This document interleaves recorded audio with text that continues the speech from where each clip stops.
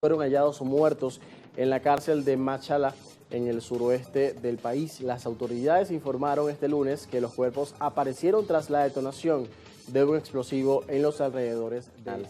Medios ecuatorianos aseguraron que un dron cargado con explosivos ha sido usado para desviar la atención de los guardias mientras las víctimas morían por asfixia.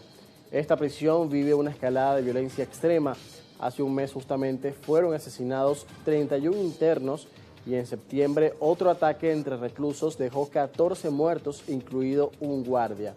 Los repetidos estallidos de violencia reflejan la disputa interna entre bandas criminales vinculadas al narcotráfico. La crisis carcelaria de Ecuador sigue agravándose. Solo entre enero y noviembre, la CIDH registró 72 muertes violentas en el sistema penitenciario. Las autoridades reconocen que las cárceles se han convertido en centros de guerra entre grupos delictivos que operan con creciente poder dentro y fuera de los penales. Hablamos de otro tema destacado, tiene que ver con Europa, porque los principales aliados del viejo continente, de la Unión Europea y el Reino Unido, se mostraron este lunes a favor de Ucrania, esto en una cumbre en Londres. Su respaldo a Volodymyr Zelensky fue evidente tras las críticas que recibió de su aliado estadounidense Donald Trump, mostrando su escepticismo sobre los detalles del plan de Washington para terminar con Rusia.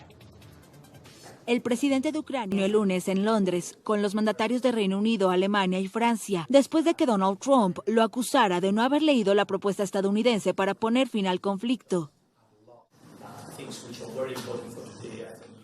Asuntos muy importantes hoy. Creo que la unidad entre Europa y Ucrania y también la unidad entre Europa, Ucrania y Estados Unidos. Hay cosas que no podemos gestionar sin los estadounidenses, cosas que no podemos gestionar sin Europa. Y por eso necesitamos tomar decisiones importantes.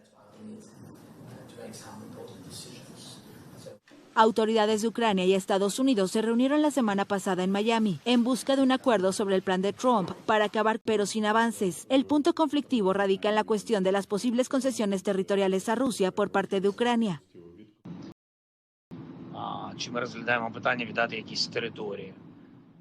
¿Estamos considerando ceder territorio? No tenemos derecho legal a hacerlo según la ley ucraniana, nuestra constitución y el derecho internacional. Tampoco tenemos derecho moral a hacerlo. Rusia insiste en que cedamos territorio, pero nosotros definitivamente no queremos ceder nada. Eso es por lo que luchamos, como bien saben. Francamente, los estadounidenses buscan un acuerdo hoy.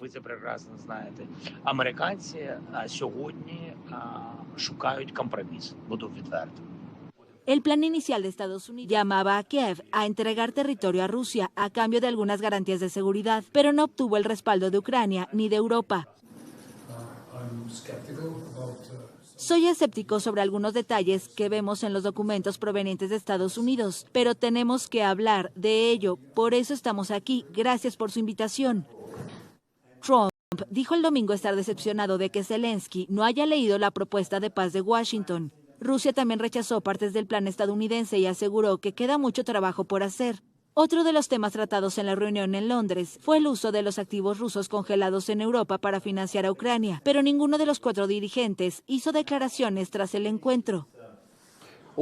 Un tema muy controvertido en Europa porque para los aliados es vital que Ucrania siga manteniendo su soberanía e integridad territorial ante la invasión rusa. En este momento persiste la presión del presidente estadounidense Donald Trump para que Zelensky acepte la propuesta de paz para terminar Rusia, y por su lado Moscú no acepta algunos puntos de este plan, que ha sido modificado en varias oportunidades debido a que el plan inicial se dice que favorecía mucho la posición de Rusia. Sin embargo, Zelensky, el presidente de Ucrania, no sucumbe todavía ante la presión de Washington para aceptar estas medidas y así colocar fin de casi 4 años. Es lo que está pasando justamente en Europa con el tema de Ucrania. En este momento la Unión Europea y el Reino Unido se alinean a favor de Kiev en esta disputa con Donald Trump ante la presión de su administración. Vamos ahora a seguir hablando de Europa, pero a cambiar de ámbito, porque ya los países de la Unión Europea aprobaron este lunes un endurecimiento de sus normas migratorias, y la medida permitirá crear centros de retorno fuera del bloque para enviar a quienes vean rechazadas sus solicitudes de asilo.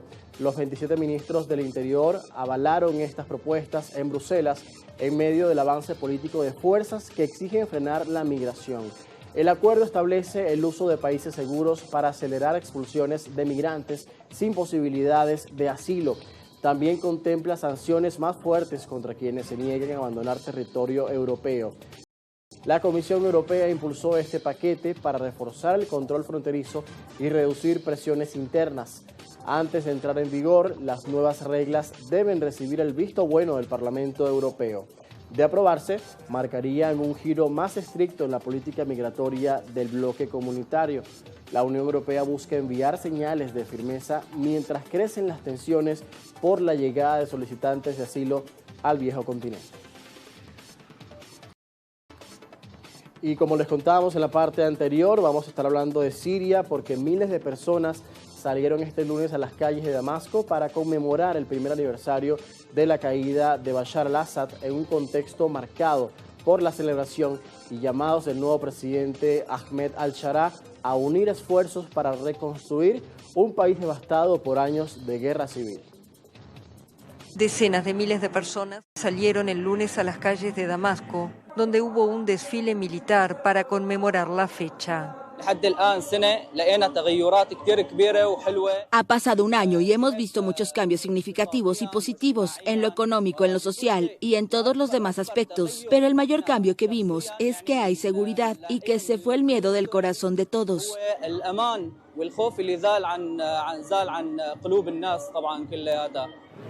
Lo más importante es que estamos respirando libertad. Damasco hoy está resplandeciente. Antes ni siquiera era seguro caminar por ahí. No podías decir nada. Como dicen, las paredes tenían oídos. Pero ahora podemos decir lo que queramos, claro, dentro de los límites de la lógica y la ley. Bashar al-Assad fue derrocado el 8 de diciembre de 2024, tras lo cual Ahmed al-Sharaa, un ex yihadista al frente de una coalición de grupos rebeldes, se convirtió en jefe de Estado interino. En los últimos meses, el nuevo dirigente sirio ha visitado varias capitales y fue incluso recibido calurosamente en noviembre por el presidente estadounidense Donald Trump. El lunes, al-Sharaa llamó a la población a unir sus esfuerzos para reconstruir un país devastado por varios años civil. A lo largo del año, la frágil transición se vio sacudida por la violencia intercomunitaria en las regiones de minoría drusa y alawita y por las numerosas operaciones militares de Israel en territorio sirio. La Comisión Internacional Independiente de Investigación sobre Siria de la ONU felicitó el domingo a Damasco por las medidas adoptadas hasta ahora, pero lamentó que los episodios de violencia hayan provocado nuevos desplazamientos de población y una creciente polarización en el país.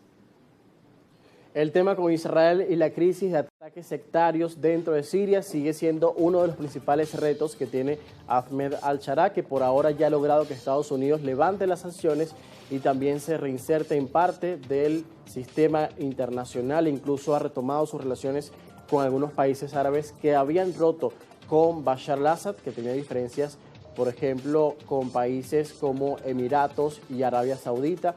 Ya Siria vuelve a reinsertarse en el panorama, sin embargo quedan retos internos, además de lo económico, que también es una de las preocupaciones de los sirios. Vamos a hablar ahora de Tailandia y Camboya, porque Tailandia lanzó ataques aéreos contra zonas fronterizas de Camboya nuevamente, revivando un conflicto histórico entre ambos países y que se ha recrudecido durante este 2025.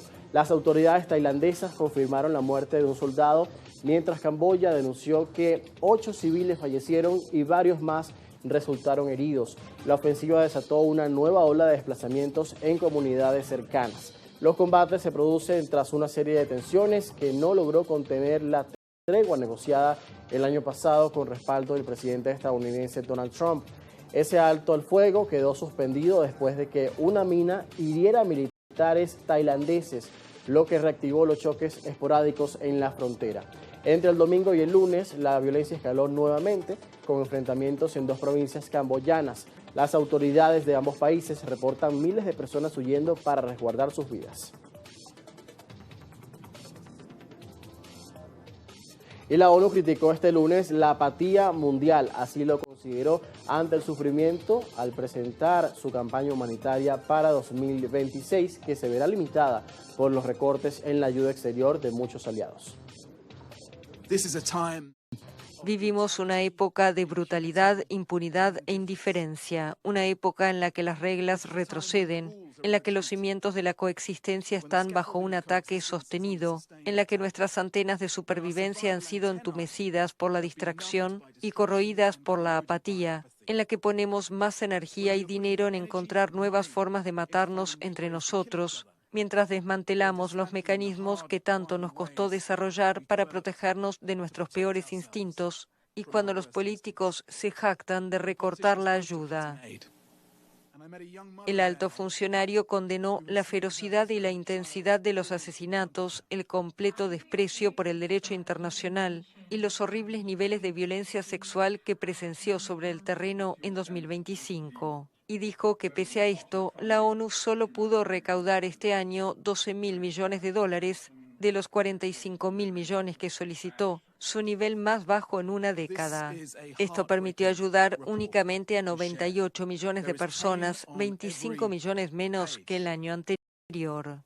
Para 2026, la ONU aspira a recaudar $33.000 millones para ayudar a 135 millones de personas, aunque es consciente de que alcanzar este objetivo será difícil debido a los recortes de la ayuda exterior del presidente estadounidense Donald Trump.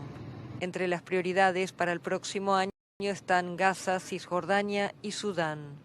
Naciones Unidas estima que 240 millones de personas en zonas de conflicto afectadas por epidemias o víctimas de desastres naturales y del cambio climático necesitan ayuda de emergencia.